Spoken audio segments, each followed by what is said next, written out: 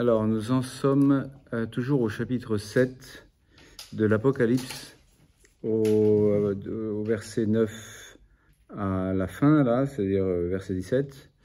C'est au moins la 6 ou 7e séance de presque 2 heures que nous tenons sur ces deux chapitres, sur ces quelques versets, je veux dire. Donc, c'est un petit peu beaucoup, mais quand même, j'avais au moins 3/4 d'heure à rajouter dessus, avant de passer à la suite, si on y arrive.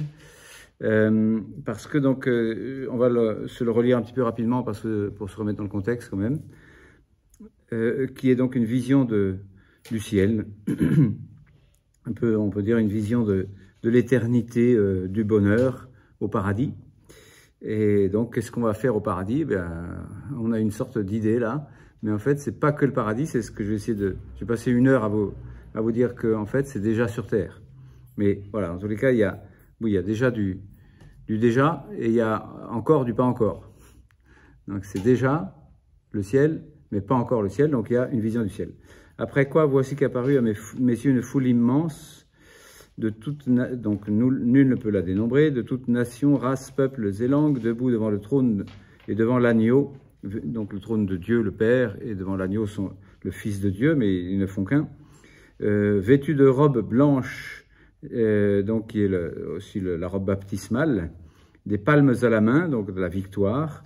Il crie d'une voix puissante le salut. Donc le salut, c'est ce qui est venu donner Dieu. Dieu sauve. Yeshua, ça veut dire Dieu sauve.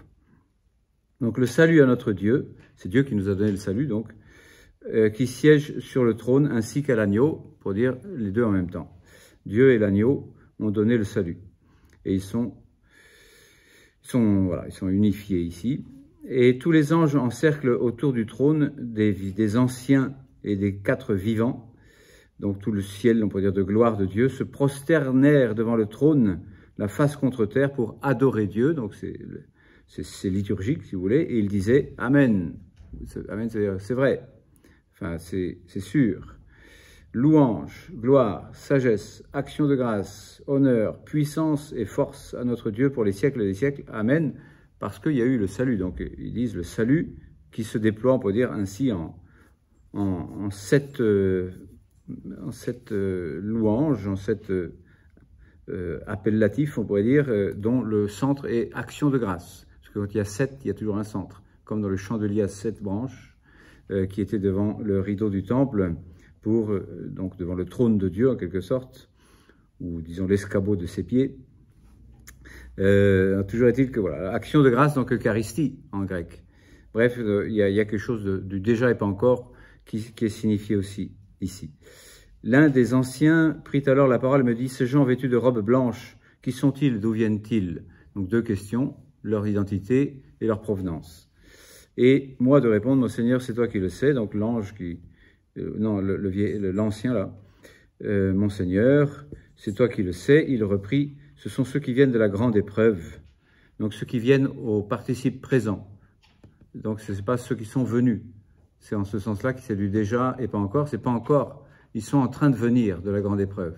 Donc c'est pas ceux qui viennent au sens ils sont venus puis maintenant ils sont arrivés. Vous voyez, il y a une subtilité ici qui est donnée par le participe présent en grec. Ce sont ceux qui sont en train de venir de la grande épreuve, donc, et on peut dire aussi ceux qui sont arrivés, puisque c'est quand même aussi ceux qui sont arrivés donc, dans le salut définitif au ciel. Mais voilà, pour dire, il y a une tension, enfin il y a une dualité, il y a une ambiguïté entre déjà au ciel, mais pas encore au ciel, donc encore en chemin. Ceux qui sont en train de venir. Vous y êtes là? Donc c'était au verset donc, 14. Ce sont ceux qui sont en train de venir de la grande épreuve. Ils ont lavé leurs robes et les ont blanchis dans le sang de l'agneau. Donc ça, c'est une allusion au sacrement, le sacrement du baptême et le sacrement de la confession aussi. À chaque fois qu'on va à la confession, on va au grand lavage, on pourrait dire, on renouvelle la grâce du baptême.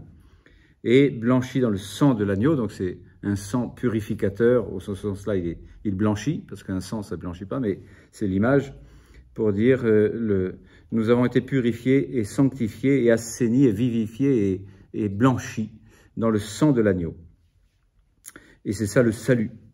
qui nous a été donné, bien sûr, ce sang qui est une allusion à la croix du Christ, c'est là qu'il a versé son sang, et une allusion à l'Eucharistie, qui est aussi là où il dit « Ceci est mon sang versé pour vous à la croix ». Donc chaque Eucharistie étant l'actualité de la croix du Christ, l'actualité de l'agneau de Dieu, puisqu'il est aussi appelé l'agneau de Dieu, hein, l'agneau, hein, ainsi celui qui siège sur le trône, ainsi qu'à l'agneau. L'agneau au sens, celui qui est sacrifié sur la croix. C'est le centre de l'Apocalypse, on l'avait déjà vu. Je vous l'ai remis sur cette feuille de la structure de l'Apocalypse. Le chapitre 5, verset 6, là, au centre de l'Apocalypse, il y a « J'ai vu l'agneau debout et immolé ». Donc debout et immolé, donc c'est aussi donc la croix de Jésus qu'on a donc en référence un peu partout dans la foi chrétienne. Donc se référer à la croix du Christ, c'est d'ailleurs ce qui est profondément, comme par hasard, haï, de représenter soit la croix différemment, soit enfin l'agneau. Donc en tous les cas blanchit leurs robes, c'est-à-dire leur robe baptismale, c'est-à-dire leur identité chrétienne, pas seulement une robe extérieure bien sûr, mais une pureté de l'âme, qui ont été blanchis dans le sang de l'agneau. C'est pourquoi ils sont devant le trône de Dieu et de l'agneau, donc c'est pas redit ici, mais ça va sans dire, le servant jour et nuit dans son temple. Donc le servant, c'est la liturgie, puisque liturgie, ça veut dire service en fait, hein. Dans certaines langues, on dit on va faire un service, ça veut dire on va faire une messe, quoi. Donc le service jour et nuit dans son temple, et celui qui siège sur le trône étendra sur eux sa tente. Donc l'allusion, si vous voulez, au séjour dans le désert, où on n'est pas encore dans la demeure, mais on est quand même en chemin vers le paradis, vers le ciel, comme le représentait donc l'Exode. Hein. L'Exode, il y avait des tentes pour dire Dieu a planté sa tente au milieu des hommes, et en effet il habitait dans la tente que Moïse avait fait construire là, et sur le modèle donc du paradis qu'il était allé voir en quelque sorte, et cette tente, donc en latin ça se dit le tabernacle, tabernaculum, c'est tente, et donc c'est comme ça qu'on dit, et c'est aussi pour cela qu'il y a toujours cette tension entre déjà et pas encore. Au ciel, Dieu nous abritera, on pourrait dire, sous sa tente ou dans sa demeure éternelle, mais cette demeure éternelle est déjà là, dans le tabernacle, sur la terre, dans l'Eucharistie. Et on nous dit donc des paroles ensuite de ce qui se passe au paradis, en quelque sorte, mais ce qui se passe déjà dans la grâce du Christ, quoi, dans le fait d'être en état de grâce. Jamais plus ils ne souffriront de la faim ni de la soif, jamais plus ils ne seront accablés par le soleil ni par aucun vent brûlant, car l'agneau qui se tient au milieu du trône, donc il n'est pas seulement à côté du trône, mais il se tient au milieu du trône, puisqu'il ne fait qu'un avec celui qui siège sur le trône. L'agneau qui se tient au milieu du trône sera leur pasteur, autrement dit Dieu sera leur pasteur, et les conduira aux sources des eaux de la vie, qui jaillissent justement du cœur du Christ ouvert, pour dire c'est là que c'est dans le sang de l'agneau, mais le sang est l'eau, quoi, hein. Les sources des eaux de la vie, et Dieu essuiera toute larme de leurs yeux, Dieu, donc celui qui siège sur le trône, et l'agneau. Il n'y a pas mention de l'Esprit Saint ici, mais en fait, les eaux, on peut dire, vives, ce sont les eaux vives qui jaillissent de Jésus, le cœur ouvert de Jésus sur la croix, et de tous ceux qui adhèrent à ce mystère et deviennent ainsi source eux-mêmes. Ça, c'est dans Jean 7, qui est donc une clé de lecture de Saint Jean lui-même sur le mystère de la croix. Enfin, Jésus lui-même parle, et Saint Jean donne en plus une clé de lecture. Si quelqu'un a soif, qu'il vienne à moi et qu'il boive, celui qui croit en moi. Donc il ira vers les sources des eaux de la vie. Selon ce mot de l'Écriture, de son sein couleront des fleuves d'eau vive. De son sein, de Jésus, mais aussi de celui qui croit. Donc là aussi, il y a une ambiguïté pour dire c'est à la fois de Jésus, à la fois du fait d'aller à cette source de vie, on devient nous-mêmes source de vie. De son sein couleront des fleuves d'eau vive. Il parlait de l'esprit que devaient recevoir ceux qui avaient cru en lui, car il n'y avait pas encore d'esprit, parce que Jésus n'avait pas encore été glorifié, c'est-à-dire la source n'avait pas encore été ouverte. et la source, donc, c'est le cœur de Jésus. Quand il dit qu'il n'a pas été encore glorifié, c'est au moment où il est crucifié et qu'il offre sa vie par amour. C'est pour ça aussi que la croix, c'est la gloire, c'est-à-dire la gloire de l'amour qui est vainqueur de la haine, et qui reste l'amour quand même, et jusqu'à la mort, et jusqu'à cet transpercement du cœur de Jésus, une fois mort, pour que, en quelque sorte, eh bien, l'esprit puisse être répandu sur la terre et devenir ce fleuve immense que voit Ézéchiel au chapitre 47, dont nous lisions, pour ceux qui lisent l'office des lectures, justement le texte ce matin.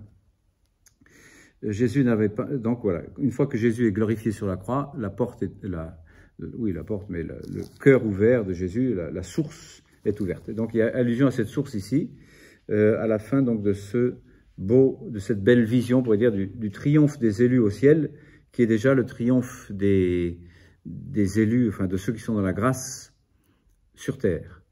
Donc, je ne sais pas si vous voyez la différence. Donc, enfin, l'ambiguïté qui est en même temps une unité, pour dire, il y a ceux qui sont dans la grâce de Dieu sur terre sont déjà, on peut dire, peuvent déjà s'abreuver aux sources des eaux de la vie, mais un jour, donc, ça passera de la grâce à la gloire, c'est-à-dire de la foi à la vision. Et cette vision donc, sera béatifique, c'est-à-dire qu'effectivement, nous aurons Dieu essuiera toute larme de leurs yeux, il n'y aura plus de peine, ni de douleur, ni autre chose comme ça, comme le dira à nouveau le texte de l'Apocalypse, en citant d'ailleurs d'autres passages de l'Ancien Testament. Au chapitre 21, il y a, on peut dire à nouveau, une vision du ciel comme ça. Parce que donc toute cette vision du ciel est une manière de dire, voilà, le sixième sceau, puisqu'il se trouve que tout ça, c'est l'intérêt du sixième sceau, était une manière de voir à la fois la fin du monde, de la terre, des terrestres, de tout ce qui est matériel, et la fin sans fin, de tout ce qui est spirituel, c'est-à-dire le ciel. Donc il y avait dans ce sixième sceau, là, je vous le rappelle là aussi, donc il y avait à la fois la vision du ciel, je veux dire à la fois la vision, on peut dire, de l'enfer, on peut dire, puisqu'il est question de dire aux montagnes, croulez sur nous et définitivement, et cachez-nous de la colère de Dieu et de l'agneau, de la colère de l'agneau très précisément, mais d'un côté donc la situation eschatologique, c'est-à-dire définitive, mauvaise, et de l'autre côté, en deux parties là aussi, on avait vu ça dans tout le chapitre 7, le sixième sceau nous montre toute la situation eschatologique positive, c'est-à-dire finalement le salut. D'un côté, ceux qui ont raté le salut, et d'autre côté, donc ceux qui se sont laissés sauver. Donc voilà, on peut dire, et j'avais déjà dit plusieurs fois, que ce chapitre 7, enfin, tout ce sixième sceau plutôt, donc à la fois chapitre 6 et chapitre 7, est une sorte de fin du monde, fin des choses, et tout est déjà dit, tout est fini, on pouvait s'arrêter là. Or, ça ne s'arrête pas là, puisque on n'est qu'au sixième sceau, et il doit y avoir le septième sceau qui doit déployer tout le reste encore de l'Apocalypse, mais peut-être pas pour dire quelque chose de plus, simplement pour entrer dans davantage de détails des choses de la fin, quoi, les choses eschatologiques. Mais on n'y est pas encore là. Je voulais commenter un aspect, on peut dire, que je viens déjà d'évoquer, que j'ai évoqué plein de fois déjà, de ce chapitre 7, c'est-à-dire de cette vision de la gloire des élus au ciel, comme étant déjà la grâce des gens qui ont la foi, donc déjà élus dans la foi, par la foi, sur terre. La grâce de la foi est déjà le début de la gloire du ciel. Ça, c'est une vérité que je vais développer là pendant toute une heure, même si j'ai introduit déjà pendant pas mal de minutes, là, pendant 14 minutes déjà, finalement. La foi, donc, est déjà le début de la vision du ciel, où la grâce est déjà le début de la gloire du ciel. Et nous, on ne le voit pas, mais Dieu le voit, et les anges le voient. Quand nous sommes en état de grâce, nous sommes dans une gloire de Dieu, en participant au ciel déjà. Et quand nous perdons l'état de grâce, eh bien, nous retombons sur terre, et quelquefois, donc, nous redevenons victimes du début de l'enfer. Puisque s'il est vrai que la foi est déjà le début de si la grâce est déjà le début de la gloire, le fait d'être sans état de grâce et finalement sans l'amitié de Dieu, parce que état de grâce, c'est-à-dire comme comme on peut dire un Premier ministre est en état de grâce auprès de son président. Ça c'est une image pour dire que il y a un moment donné, il perd l'état de grâce, donc il est hop, on le vire, quoi. Donc on peut dire, voilà, en transposant, donc entre dire je suis en état de grâce devant mon Dieu, ou j'ai perdu l'état de grâce, c'est-à-dire je suis plus bon qu'à être viré, quoi. De la présence de Dieu. Mais ça, donc, c'est terrible au plan de celui qui nous tient dans la vie, quoi, dans la vie éternelle. Et disons, la réflexion théologique que l'on peut faire, ou le terme que l'on peut avoir ici pour parler de ça, c'est dans l'Épître aux Hébreux, au chapitre 11, verset 1, qui dit... La foi, c'est quoi? Il donne une sorte de définition de la foi et il dit c'est déjà quelque chose de la gloire. Enfin, il ne dit pas tout à fait comme ça, mais voilà, c'est une manière de redire ce que je viens d'essayer de dire là. Or, la foi est la garantie des biens que l'on espère. Là, il dit la preuve des réalités qu'on ne voit pas. Donc, la preuve ou le germe, en quelque sorte, ou la substance des réalités que l'on ne voit pas encore, et donc les réalités du ciel, les réalités invisibles. La foi est déjà une substance, est déjà en substance ce que nous posséderons au ciel. Je ne sais pas si vous connaissez cette phrase de la petite Thérèse, quand elle dit, enfin, le docteur de l'Église, qui dit « Je ne sais pas ce que j'aurai de plus au ciel, puisque j'ai déjà tout sur terre ». Enfin, elle ne dit pas exactement ça comme ça, je n'ai pas la phrase de mémoire, mais... voilà, le Seigneur dépassera certainement mon attente, elle le dit d'ailleurs à un moment déjà encore sur terre, hein, et alors qu'elle est encore dans l'épreuve de la foi, dans la nuit de la foi même, et dans la souffrance, elle dit, voilà, je ne sais pas ce que j'aurai de plus au ciel, tellement, on peut dire, j'ai déjà, dans la grâce de Dieu, déjà tout sur terre. Au ciel, donc je passerai à la vision, oui, ce sera béatifique, oui, mais j'ai déjà tout sur terre, dans la grâce. Donc voilà, valeur incroyable de la grâce aussi, et du fait d'être en état de grâce. Je reviendrai peut-être sur ce verset de l'Épître aux Hébreux, chapitre 11, verset 1, un peu après, quand on aura réfléchi avec tout le Nouveau Testament sur cette même vérité. Je vais, on peut dire, exploiter cette vérité, c'est-à-dire la grâce de la foi est déjà le début de la gloire de la vision. Je vais l'exploiter, on peut dire pas à fond, mais je vais faire tout un voyage dans le Nouveau Testament pour relire ça de 20 manières différentes. Voilà, donc en gros c'est toujours le même thème.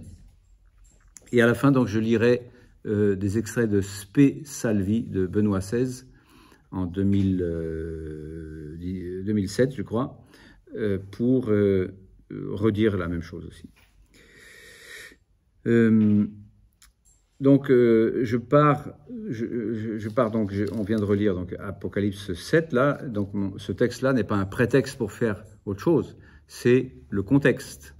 C'est-à-dire tout le contexte de ce que dit l'Apocalypse ici, c'est le Nouveau Testament, enfin c'est toute la Bible en fait, mais puisque ça cite beaucoup l'Ancien Testament aussi, mais c'est pour dire, voilà, je ne suis pas en train de faire à partir d'un petit bout de texte, c'est-à-dire en particulier le participe présent là, ils sont en train de venir de la grande épreuve, donc je me sers de ça en effet comme une base, mais je me défends en disant, je vais passer en revue toutes sortes d'autres textes qui sont quand même un commentaire de ce texte. Ce n'est pas un prétexte pour dire je rajoute ce que je veux là-dessus, c'est un contexte.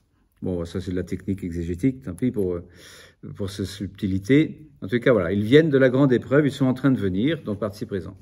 Et vous avez donc la même théologie, c'est-à-dire la grâce de la foi est déjà le début de la gloire du ciel, d'être déjà du ciel, donc en Éphésiens 2, enfin, dans l'Épître aux Éphésiens à plusieurs endroits. Donc, on commence par Éphésiens 2, 6.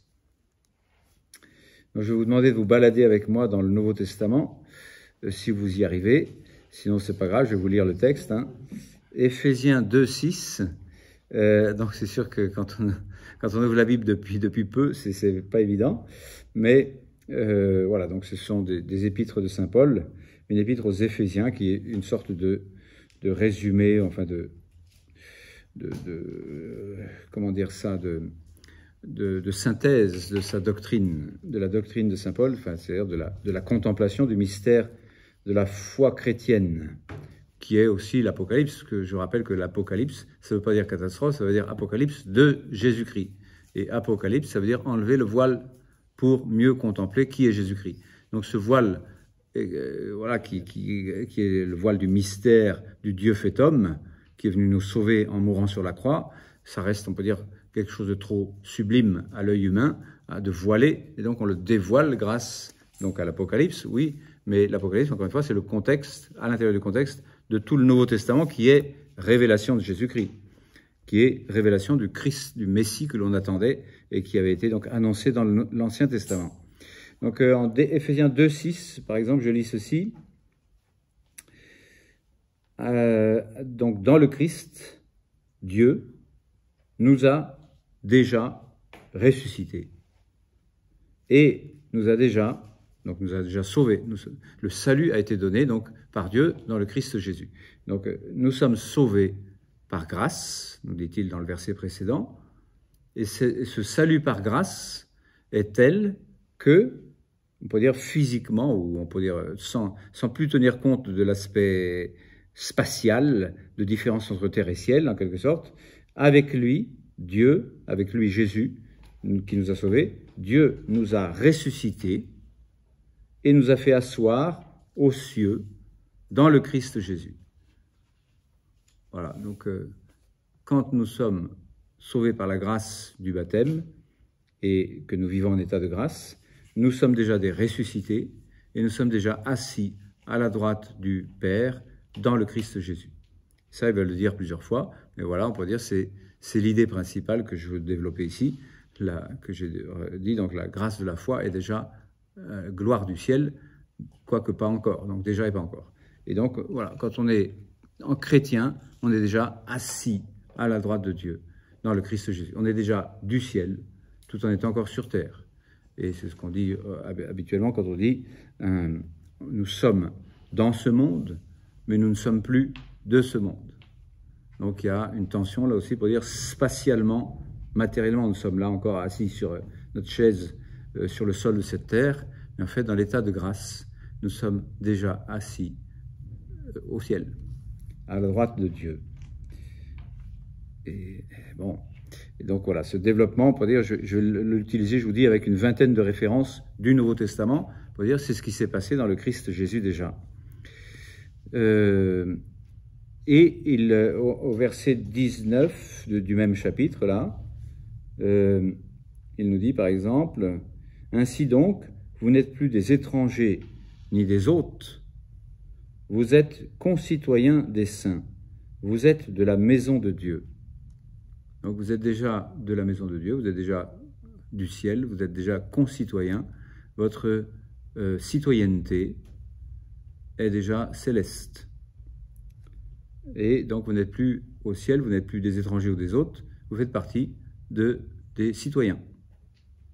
Et saint Paul emploie exprès ce mot citoyen qui parlait aux Éphésiens qui avaient, on peut dire, cette notion aussi de citoyenneté, bon, importante, qui était, on peut dire, juridiquement importante dans la vision, on peut dire, sociologique de l'époque. Et voilà, vous faites partie vraiment des citoyens de la ville d'Éphèse, enfin non, pas de la ville d'Éphèse, vous faites partie vraiment des citoyens de la ville de Dieu, ou de la maison de Dieu, dira-t-il ici. Vous êtes déjà concitoyens. Donc c'est une belle expression pour dire, voilà, parmi les anges et parmi les saints du ciel, vous n'êtes pas étrangers. Vous êtes déjà parmi les saints du ciel. Pas mal ça quand même. Donc tout en étant, je vous dis, assis sur terre avec notre cheminement vers la sainteté, puisque c'est pas encore ça. Et puis le cheminement vers le baptême pour ceux qui ne sont pas encore baptisés aussi. Qui est donc une grâce, et qui n'est pas un truc qu'on obtient à force d'être un bon élève. Et donc, Philippiens 3:20, donc Philippiens c'est galéphicol, pour savoir quel est l'ordre gal, F-I-Phi-col, galéphicol. Donc Éphésiens, Philippiens, Colossiens. Donc Philippiens 3:20, il dit à peu près la même chose encore une fois. Philippiens 3:20. Pour nous, notre cité se trouve dans les cieux. En fait, c'est là qu'il parle, c'est les Philippiens qui avaient cette notion de citoyenneté plus forte encore que chez les Éphésiens. Donc chez les Philippiens, c'est encore plus... il emploie un terme qui leur parle plus. C'était là que j'aurais dû dire ce que j'ai dit tout à l'heure à propos des Éphésiens, je me suis trompé, mais c'est pas grave. Donc pour nous, notre cité se trouve dans les cieux, d'où nous attendons ardemment comme sauveur le Seigneur Jésus-Christ. Et donc là, il y a un aspect spatial quand même qui est souligné pour dire nous n'y sommes pas encore, puisque le Christ lui-même doit se déplacer du ciel sur la terre pour venir nous reprendre, ce qu'il fera à la fin des temps, ou ce qu'il fait à la fin de notre vie. Mais pour ce qui est de singulièrement, mais pour ce qui est de collectivement, ça sera son retour dans la gloire. Donc pour nous, notre cité se trouve dans les cieux. Donc nous sommes des citoyens du ciel. Donc il redit, on peut dire, ce qu'il vient de dire dans Éphésiens, ou ce qu'il dira plus tard dans Éphésiens, puisque Philippiens s'est écrit avant, je crois bien. Donc votre cité, donc c'est le ciel. Votre cité, donc c'est pas la terre. Oui, sur terre, on est citoyen sur terre d'une cité, mais on est comme des étrangers sur cette terre et des gens de passage. Vous n'êtes plus des gens de passage et des étrangers par rapport au ciel, mais sur terre, oui, vous pouvez vous considérer comme, oui, en effet, citoyen d'un endroit, mais vous êtes de passage à cet endroit. D'ailleurs, le mot paroissien, ça veut justement dire de passage. Vous pourriez dire, ah non, bah je suis de telle paroisse, c'est-à-dire sur terre, à tel endroit. En fait, paroisse, ça veut dire étranger domicilié de passage. Et paroissien en grec, c'est ça veut dire. Dans le mot para, oikia. Oikia, c'est la maison. Et para, donc à côté de la maison. C'est-à-dire pas dans sa maison. Donc, étranger ou disons à côté, enfin, pas résident ici. Étranger domicilié, pas résident. Donc, un paroissien, c'est quelqu'un qui est un étranger domicilié.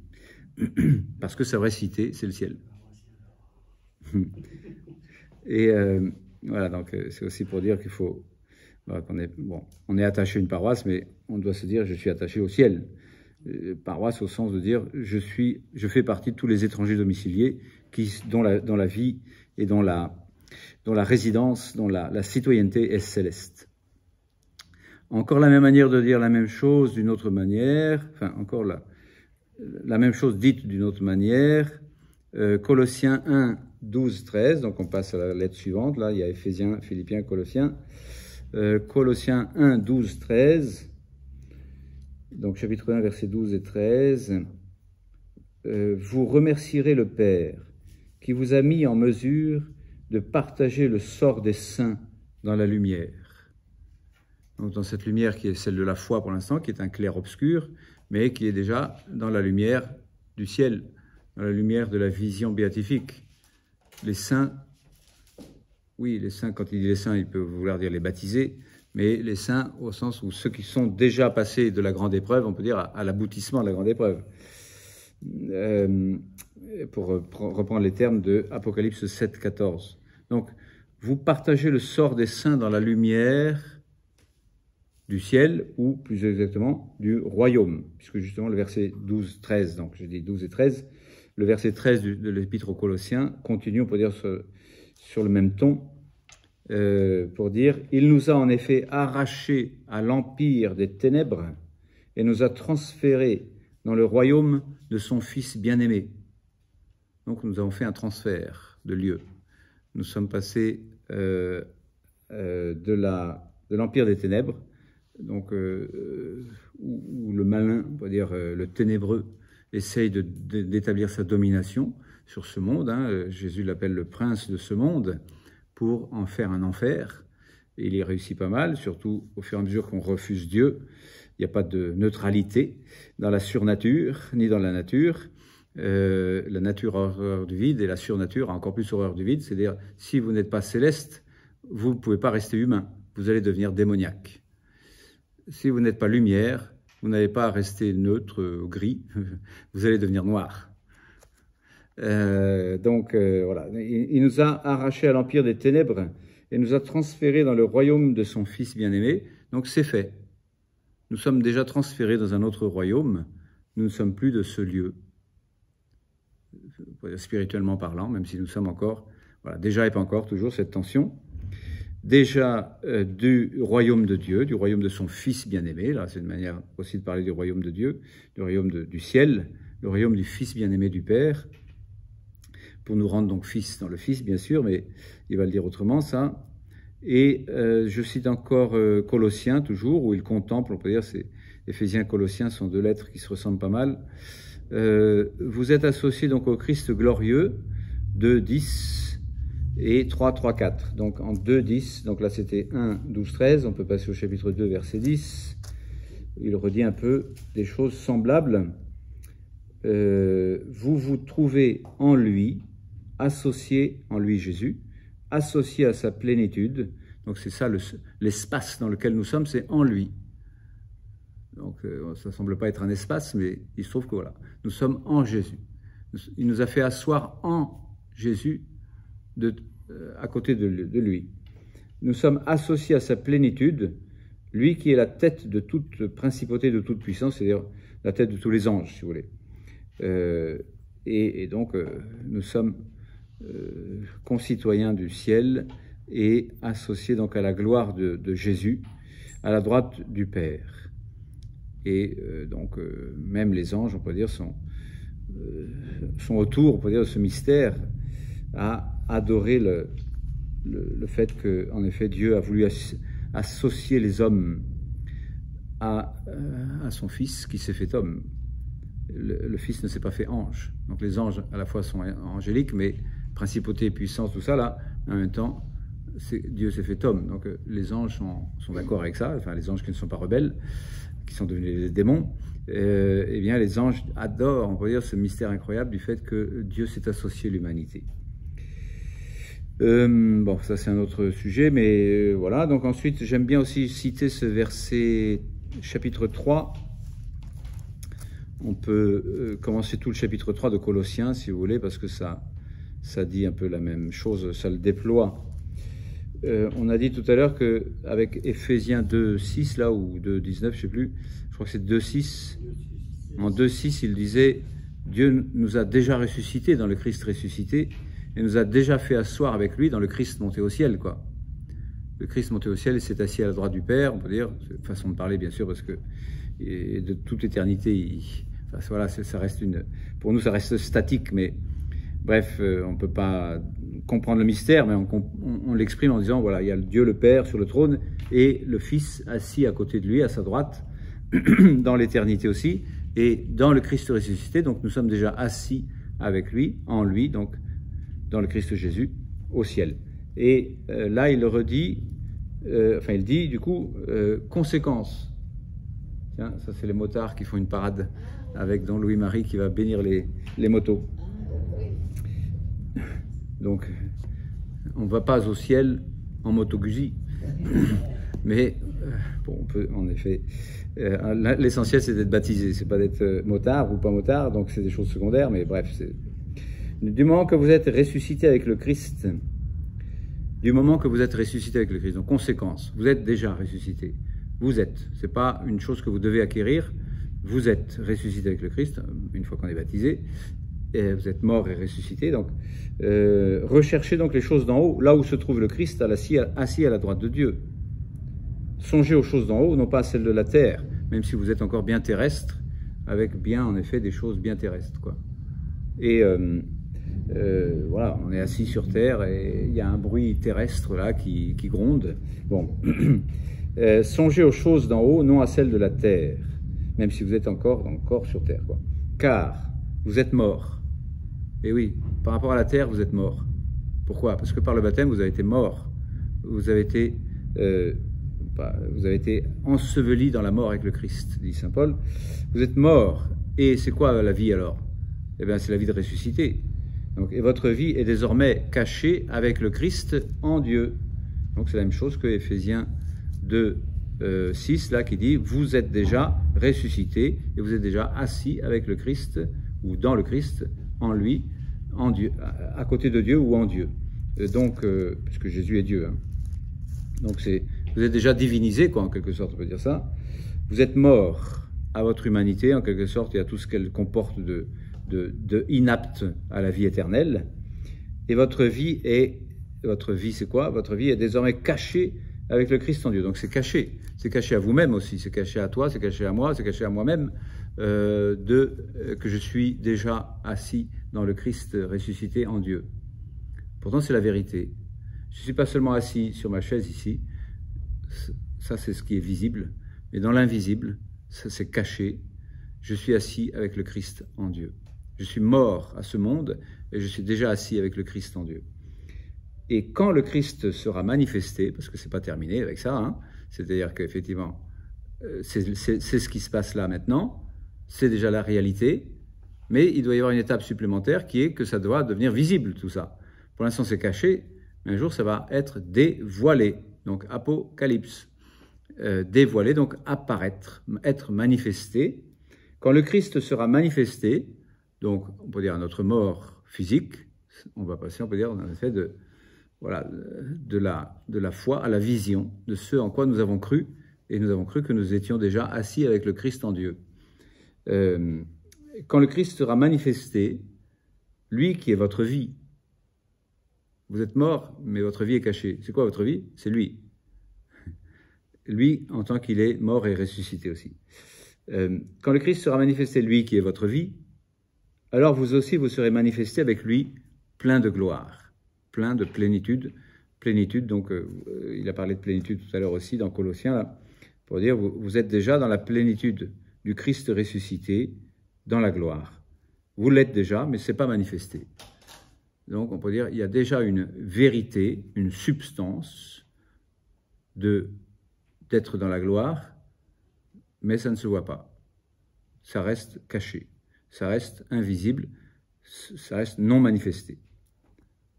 Donc on peut dire l'étape de passer de la terre au ciel n'est pas l'étape de passer de la terre au ciel, c'est tout simplement l'étape de passer de l'invisible au visible. Parce que le ciel, nous y sommes déjà. Donc on n'a pas une étape pour passer de la terre au ciel, on a une étape pour passer, on est déjà passé de la terre au ciel, mais il faudra qu'un jour que ça passe du visible, de l'invisible au visible. Bon, on verra ça quand on va mourir. Quand on va mourir, on va dire, ben voilà, je ne meurs pas, j'entre dans la vie, parce que je suis déjà mort, et déjà ma vie c'était le Christ. Vous êtes mort, dit saint Paul. Et votre vie, qui est cachée pour l'instant, est le Christ Jésus. Quand le Christ Jésus se manifestera, lui qui est votre vie, alors vous serez des vivants dans la vision cette fois-ci. Et ça deviendra visible, mais c'était déjà la réalité essentielle, enfin existentielle aussi, mais c'était déjà la substance de votre vie. Quand même fort ça d'être chrétien. Être chrétien, c'est déjà substantiellement être citoyen du ciel et être déjà des vivants de la vie du Christ. Et donc le Christ est vivant en nous. Et ce qui a à passer, c'est pas de passer de la vie à la mort, là, et de la mort à la vie. Ce qui a de passer, c'est de passer de la foi à la vision. De la réalité non visible à la réalité visible. De la vie cachée à la vie manifestée. Pas mal. Et donc encore quoi? Qu'est-ce qu'il y a d'autre dans le même style? Votre mort est derrière vous, donc vous êtes déjà des vivants du ciel. Votre vie, c'est le Christ. Même si c'est encore caché dans la foi, ça sera manifesté en passant de la foi à la vision. Alors vous passerez de la grâce à la gloire. Il n'y aura pas un grand passage, il est déjà derrière nous. Il ne manque plus qu'un aspect de manifestation. Comme dit sainte Thérèse, je ne vois pas ce que j'aurai de plus, puisque j'ai déjà tout.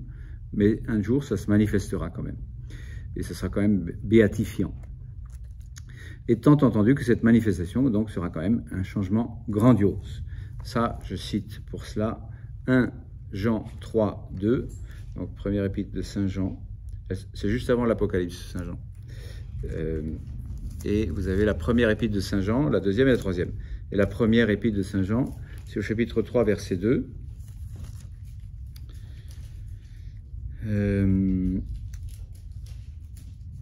Même verset 1, puisqu'on est parti là. Voyez quelle manifestation d'amour le Père nous a donné. Donc ça a déjà été manifesté d'une certaine manière là.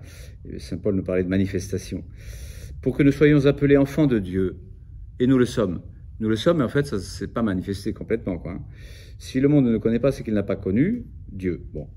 Et le monde non plus ne connaît pas le chrétien et le trouve un peu bizarre et le massacre en disant « Pourquoi tu n'es pas comme tout le monde, toi ?» Parce que je ne suis pas citoyen de cette terre. Bien-aimés, dès maintenant, nous sommes enfants de Dieu. Et ce que nous serons n'a pas encore été manifesté. Donc, dès maintenant, nous avons la substance d'être enfants de Dieu, mais il y a encore du pas encore qui doit se manifester. Mais manifester, pas changement, on peut dire d'essence, de substance. Je ne sais pas si je me fais comprendre, mais c'est pour redire la même chose que ce que je viens de dire tout à l'heure, hein, mais c'est redit en termes de Saint Jean, c'est donc bien-aimés, dès maintenant nous sommes enfants de Dieu, et ce que nous serons n'a pas encore été manifesté. Nous savons que lors de cette manifestation, donc pour reprendre les phrases de Colossiens 3, c'était « quand le Christ se manifestera, lui qui est votre vie », nous lui serons semblables parce que nous le verrons tel qu'il est. C'est-à-dire qu'effectivement, il y a une logique ici pour dire, voilà, plus on le voit tel qu'il est, plus on lui est semblable, et plus on lui est semblable, plus on le voit tel qu'il est. Et donc, pour l'instant, on ne le voit pas tel qu'il est, mais on l'a compris grâce à la révélation. La révélation, c'est déjà l'Apocalypse, parce que révélation, en fait, c'est déjà Apocalypse. C'est la même chose. Mais pour dire, voilà, cette révélation est plénière dans le Christ Jésus fait homme et homme-dieu, et donc se révélant à la fois comme homme et comme Dieu, enfin, se révélant comme homme, non, ce Dieu qui est devenu homme, bon, et qui est mort et ressuscité, et dans sa résurrection, donc nous emmène dans sa divinité. Et qui nous dit, vous êtes déjà mort à ce qui est homme, et déjà vivant de la vie de Dieu. Et vous êtes déjà transféré dans le royaume du ciel.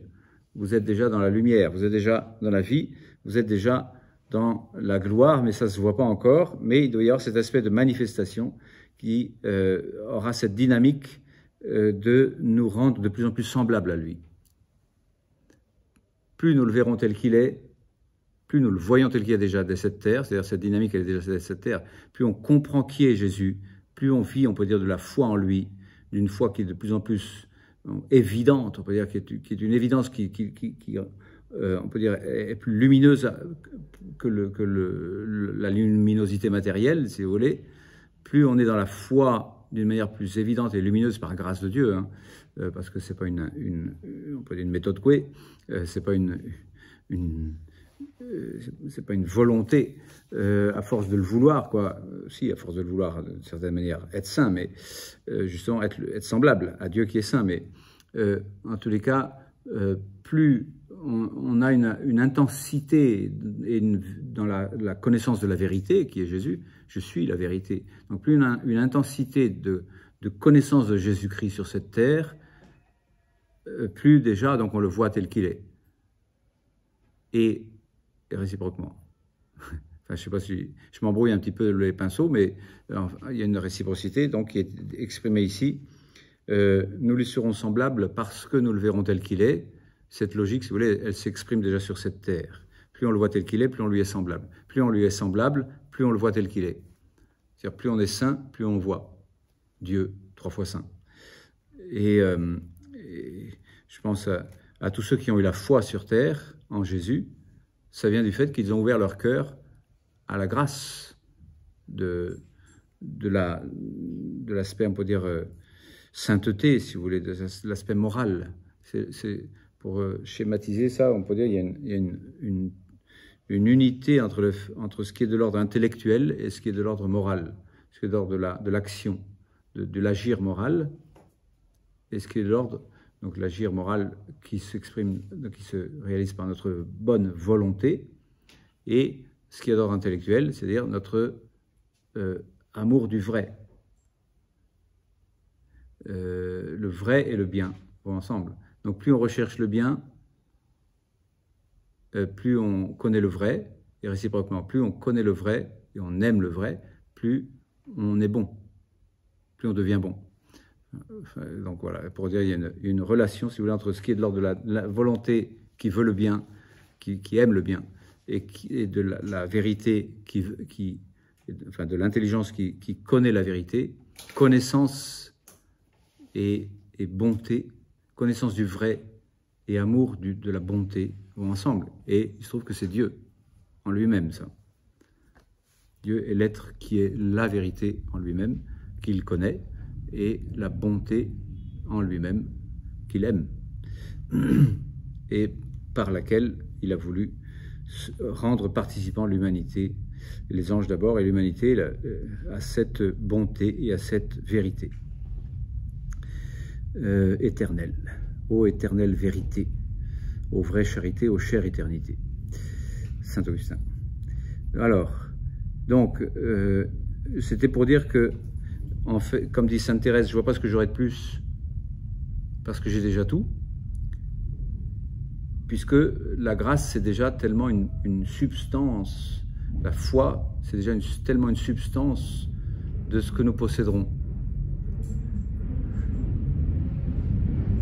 Alors on s'interrompt quelques minutes pour écouter les motos et en faire tomber l'autre croix. Donc ça c'est un jeu de motard, voilà. Voilà, ils sont bénis, ils sont partis. Voilà, j'espère qu'ils ne vont pas se cracher. Parce que les motards, en fait, sont des gens qui, on peut dire, la mort est au bout du tournant, puisque j'ai aucune protection. Donc ils disent peut-être qu'effectivement, ma vie ne tenant qu'à un fil, il est bon que j'ai aussi un petit peu de soucis de ma vie spirituelle. Donc chacun, effectivement, cherchant comme il peut, et avec les moyens qu'il a, parce que, voilà, chacun voilà, cherche à avoir une vie spirituelle comme il peut, voilà, donc tant mieux si on peut trouver qu'en effet la révélation plénière de Dieu s'est manifestée en Jésus. Donc qu'est-ce que je mets là à propos de 1 Jean 3,2, donc c'est ce que je viens de commenter un petit peu longuement là, déjà il est déjà 46 d'ailleurs, il faut que je m'arrête. 1 Jean 3,2, donc il n'y a pas un changement dans l'ordre de, enfin il n'y a pas un changement grandiose, même si ça va être grandiose de passer de la foi à la vision, d'une grandeur que nous n'imaginons pas, parce que c'est même pas monté au cœur de l'homme d'imaginer ce que Dieu a préparé pour ceux qui l'aiment, mais il y aura un changement uniquement dans l'ordre d'un perfectionnement de la participation subjective à ce que nous sommes déjà objectivement. En passant de la foi à la vision, nous achèverons notre divinisation qui est déjà là, qui est déjà commencée. À la fois, je veux dire, pas de changement à la fois un changement du tout au tout, parce qu'il y aura parce que nous sommes déjà du nouveau ciel et de la nouvelle terre, de la gloire du ciel, mais à la fois pas de changement du tout, puisque nous sommes déjà cette création nouvelle. Ça aussi, c'est une insistance du Nouveau Testament sur laquelle je vais revenir après cette vidéo. La création nouvelle dont il est question finalement dans ce texte de l'Apocalypse et dans certains autres passages de l'Ancien Testament. À tout à l'heure.